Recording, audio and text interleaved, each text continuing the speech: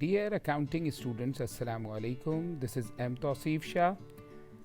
Dear students, आज एक basic बात आपको बताएंगे अकाउंटिंग की. अकाउंटिंग पढ़ने के लिए ज़रूरी है कि हमें उसके प्लस के बारे में मालूम हो.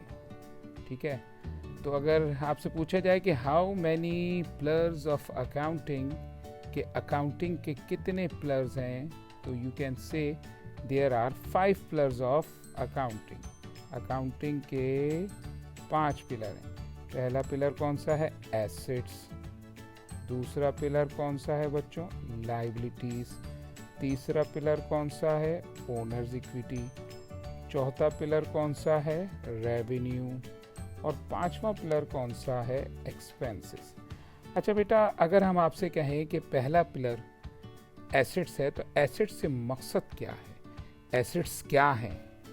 Assets, those things which help to operate a business, those things which can convertible into cash. आसान लफ्ज़ों में बात करते हैं आपसे कि एसेट्स क्या हैं.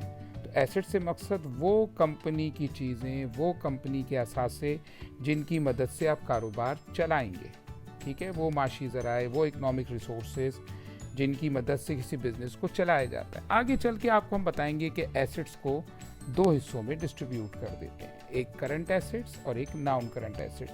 फिर non current assets further divided into 2 मोर पार्ट्स, इंटेंजिबल और टेंजिबल. ठीक है, फर्ज करें आपके समझाने के लिए, अकाउंटिंग में एसेट्स आपके पास फर्ज करें $100,000 के हैं. ठीक है, यानी आपकी कंपनी के पास जो टोटल चीज़ें हैं, जिसमें furniture, computer, land, building, machinery, bank balance, जो आगे चल के हमको लिस्ट बताएंगे आपको, वो $100,000 की है. ठीक है, अपनी आपकी बिजनेस एंटिटी $100,000 से चल रही है, लेकिन उसमें कुछ चीज़ें आपने यकीनन उधार पे ख़रीदी होंगी या बैंक से कर्जा लिया होगा. जो पैसा आपको वापस करना है, उसको अकाउंटिंग में कहते हैं लाइबिलिटीज़. बेटा, क्या कहते हैं? Liabilities outside claim over the assets. ठीक है, फ़र्ज करें वो लाइबिलिटीज़ आपकी $20,000 की हैं. ठीक है, अब आपसे कोई पूछे कि आपके पास एसेट्स कितने के हैं, तो आप कहेंगे $100,000 के हैं, और उसमें कितने पैसे आपने वापस करने हैं, जो देने हैं, ऑब्लिगेशंस हैं आपकी, वो कितने की हैं? $20,000 की. तो आपसे कोई पूछे आपका अपना पैसा, मालिक का, ओनर का, उसका अपना पैसा कितना है, तो यू कैन से $80,000. ये आपका ओनर्स इक्विटी है, जिसको हम कैपिटल भी कहते हैं. तो ये हमने निकाला किस तरह, ये देखिए. अगर मैं एक सवाल आपसे क्या कहा जाए कि what is fundamental accounting equation, तो आप कहिए कि सर हमारे पास $100,000 के एसेट्स थे, जिसमें से $20,000 की हम पे लाइबिलिटीज़ थी. तो कंपनी का ओनर कितने का मालिक है? $80,000 का. ठीक है, इसको हम यूं भी लिख सकते हैं. आइए हम एक और अंदाज से इसको बताते हैं. आप इसको यूं भी लिख सकते हैं, assets is equal to liabilities plus capital. ठीक है. अच्छा, अगर मैं अमाउंट चेंज कर दूं और आपसे पूछूं कि भाई हमारी कंपनी के ऊपर लाइबिलिटीज़ हैं $1,00,000 की, और मालिक की जो ओनर इक्विटी है, मालिक का जो कैपिटल है, वो कैपिटल कितने का है बच्चों? $400,000 का है. अब एग्जामिनर आपसे कह रहा है कि एसेट्स मालूम कीजिए. तो अब आपने अकाउंटिंग इक्वेशन लगानी है फंडामेंटल, कि asset is equal to liabilities plus owner's equity. Liabilities की जगह आप लिख देंगे $100,000, ओनर इक्विटी या कैपिटल की जगह आप लिख देंगे $400,000. तो इट मीन्स आप मालिक कितने के हुए? $500,000 के एसेट्स हो गए आपके पास. ठीक है, इसको हम फंडामेंटल अकाउंटिंग इक्वेशन भी कहते हैं बेटा. ठीक है. अच्छा, कभी कभार ऐसा होता है, आपने 3 पिलर्स तो पढ़ लिए कि सर एसेट समझ में आ गया, लाइबिलिटीज़, कैपिटल. अब 2 पिलर्स और हैं, जिसको हम कहते हैं रेवेन्यू और एक्सपेंसेस. रेवेन्यू या इनकम, जो आप बिज़नेस कर रहे हैं. फॉर एग्जांपल, आप जो है कोई मर्चेंडाइजिंग बिज़नेस कर रहे हैं, आपकी जितनी सेल हो रही है वो आपकी रेवेन्यू है. या अगर आप कोई सर्विसिंग बिज़नेस कर रहे हैं, फ़र्ज़ करें कि आपका स्कूल है, स्कूल की जितनी फ़ीस आ रही है वो आपकी इनकम है, वो आपकी रेवेन्यू है. ठीक है, आपकी स्टेट एजेंसी है, आपकी कोई ब्रोकेज का काम कर रहे हैं आप. ठीक है, आप कोई सर्विसेज दे रहे हैं. तो फ़र्ज़ कीजिए कि आपके पास $50,000 की रेवेन्यू जनरेट हुई, और उस 50,000 में से 40,000 के आपने एक्सपेंसेस पे कर दिए। तो एक पिलर रेवेन्यू जिसमें पैसे आएंगे, आमदनी होगी, और एक पिलर एक्सपेंसेस जिसमें पैसे जाएंगे। बहुत आसान लफ्ज़ों में समझा रहा हूँ बेटा, बिल्कुल एक ऐसे स्टूडेंट को जो बिल्कुल जिसको अकाउंटिंग के बारे में पता ही नहीं है। तो हमने उसको सबसे पहली बात क्या बताई अकाउंटिंग पढ़ने के लिए?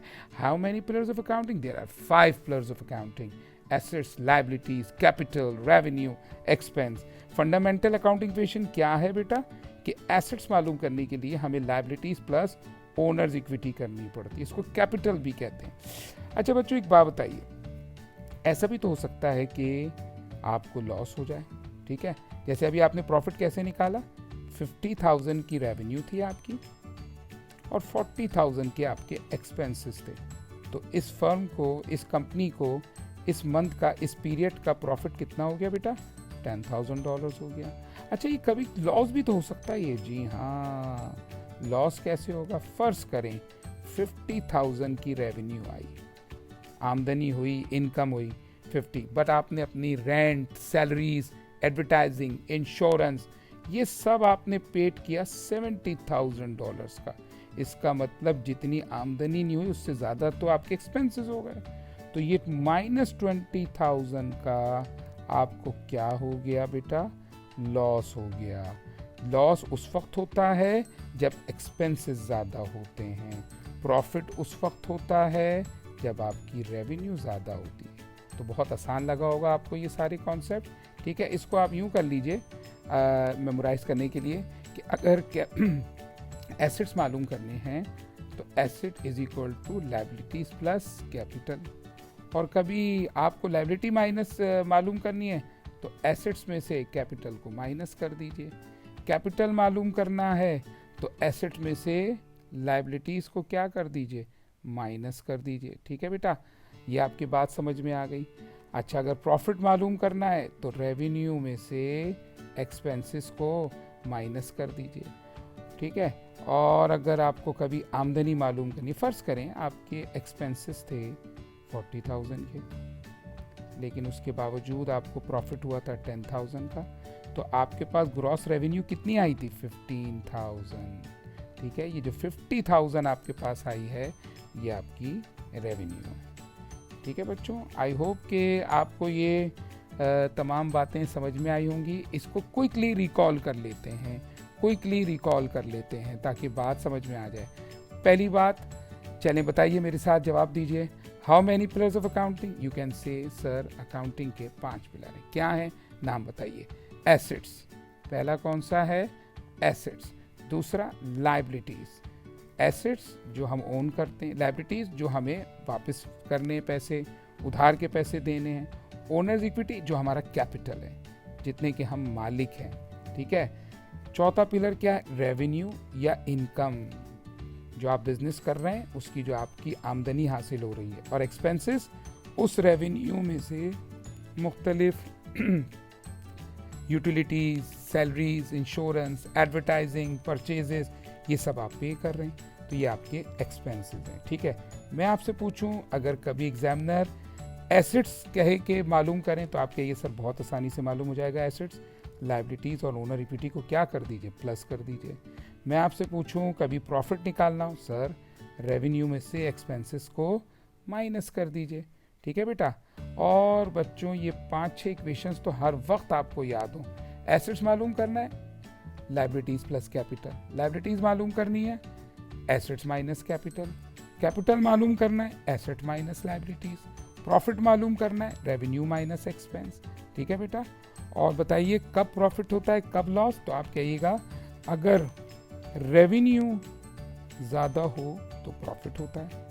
ठीक है, और अगर कभी एक्सपेंसेस ज़्यादा हो जाएं तो लॉस हो जाता है। ठीक है बेटा, आई होप आपको लेक्चर समझ में आया होगा। बहुत ही बेसिक लेक्चर है। ठीक है, ऐसी बहुत सारी वीडियोस आपको शाह ग्रुप एजुकेशनल चैनल पे या अकाउंट्स ट्यूब पे मिलेंगी। हम वहाँ इसको अपलोड करते रहेंगे, आप तमाम वीडियोस को वॉच कीजिएगा। इंशाल्लाह आपके अकाउंटिंग के कॉन्सेप्ट मजबूत हो जाएंगे। अपने सर तौसीफ़ को इजाज़त दीजिए। अस्सलामु अलैकुम।